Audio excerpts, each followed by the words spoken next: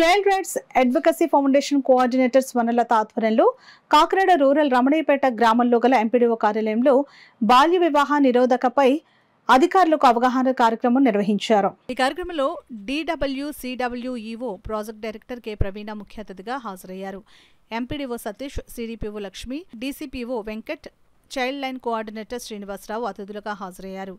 ఈ programme child marriages చట్టం 2006 గురించి, జీవో నంబర్ 31 గురించి, గ్రౌండ్ లెవెల్లో జరిగే సమస్యలు, వాటి పరిష్కారం చెబుతూ అతిథులు వివరించారు. మన జిల్లాలో ఇంకా 26% చైల్డ్ మ్యారేజెస్ జరుగుతున్నాయని, వాటిని కూడా మనం ఆపడానికి చైల్డ్ మ్యారేజెస్ లేని జిల్లాగా మన జిల్లా ఉండేలా చేయాలని డిడి ప్రవీణ్ చెప్పారు.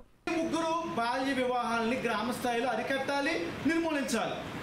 దానికి తగినటువంటి ప్రణాళికలు ఏం చేయాలి, ఎవరిని కలుపుకోవాలి అనే దానికి ఒక చక్కటి వ్యవస్థ గ్రామ స్థాయిలో బాల్య వివాహ నిరోధక కమిటీ అనేది ఒకటి ఏర్పాటు చేయబడింది. అది కూడా జీవోఎంఎస్ నెంబర్ 31లో ఇవ్వబడింది.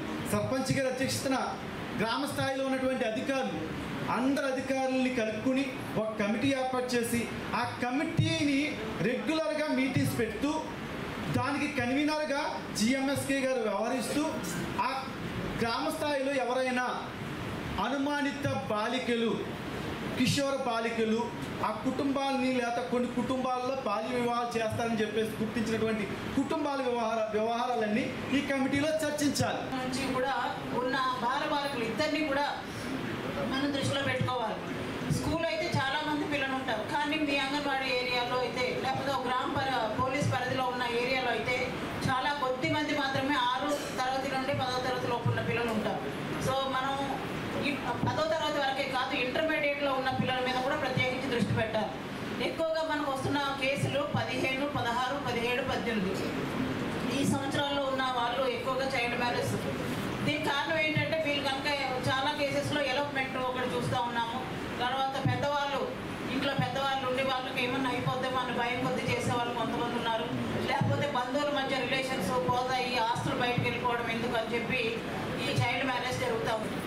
Daily 4 litres super sir, Venkat sir correct. Daily కంపల్సరీగా 4 లీటర్స్ వాటర్ తీసుకోవాలి. అది తీసుకునే విధానం కూడా ఉంటుంది. అది తెలియక చాలా మందికి హెల్త్ ప్రాబ్లమ్స్ వస్తున్నాయి. నిద్ర లేచిన వెంటనే బ్రష్ చేయక ముందు 1 లీటర్ వామ్ వాటర్ తీసుకోవాలి. అదేంటంటే క్లీనింగ్ పర్పస్. ఆ వాటర్ కౌంటింగ్ అవ్వదు. ఆ వాటర్ కూడా ఏంటంటే మన బాడీలో ఉన్న ఆక్సిజన్స్ ఉంటుంది, అంటే సంథింగ్ వేస్ట్ ఉంటుంది. ఆ వేస్ట్ని క్లీనింగ్ పర్పస్కి ఆ వాటర్ యూజ్ చేయాలి. ఎంతమంది అంటే చాలా మంది పిల్లలు వర్క్ చేస్తుంటారు. ఒక ఇల్లు క్లీన్ చేయాలంటే ఎంత వాటర్ వాడతామో, ట్యాప్ తిప్పేసి ఇల్లంతా క్లీన్ చేస్తాము. బట్టలు వాష్ చేయాలన్నా కూడా ఎక్కువ వాటర్ యూజ్ చేస్తాం. కానీ ఇక్కడ కొద్ది మంది మాత్రమే డైలీ బాడీకి ఎంత అవసరమో 4 లీటర్స్ వాటర్ ఇస్తున్నారు. రిమైనింగ్ ఇప్పుడు అలా కాకుండా సచివాలయం వ్యవస్థ రావడం జరిగింది. అలాగే ప్రతి 2000 హౌసెస్కి కూడా ఒక సచివాలయం ఉంది. కాబట్టి ఇప్పుడు ఈ రోజుల్లో మానిటరింగ్ చేయడం అన్నది పెద్ద కష్టం కాదని నేను అనుకుంటున్నాను. ఇది ఇప్పుడు మహిళా పోలీసులు ఉన్నారు, అలాగే సచివాలయ సిబ్బంది ఉన్నారు, పంచాయతీ కార్యదర్శులు ఉన్నారు, అలాగే అంగన్వాడీ టీచర్స్, ఆయాలు వీళ్ళందరూ ఉన్నారు. అంటే మనం ముందుగా మ్యారేజ్ గ్రామాల్లో మనం ముందుగానే తెలుస్తుంది, పలానా ఇంట్లో మ్యారేజ్ జరుగుతుంది, పలానా అది ఖచ్చితంగా మనందరికీ ముందుగానే తెలుస్తుంది. తెలిసిన తర్వాత మీరు ఒకసారి వాళ్ళ ఏజ్ని కూడా మీరు నిర్ధారించుకుని జనరల్గా మీకు తెలిసిపోద్ది అది బాల్య వివాహమా లేకపోతే తర్వాత మేము ఇచ్చే ఇది 18 సంవత్సరాలు నిండి అన్నది మీకు అందరికీ తెలుస్తుంది. అది పెద్ద విషయం ఏం కదా గ్రామాల్లో తెలుసుకోవడం. ఒకవేళ అటువంటి బాల్య వివాహం ఏమైనా చేస్తున్నారు అని మీ దృష్టికి వస్తే ముందుగానే మీరు తల్లిదండ్రులను మోటివేట్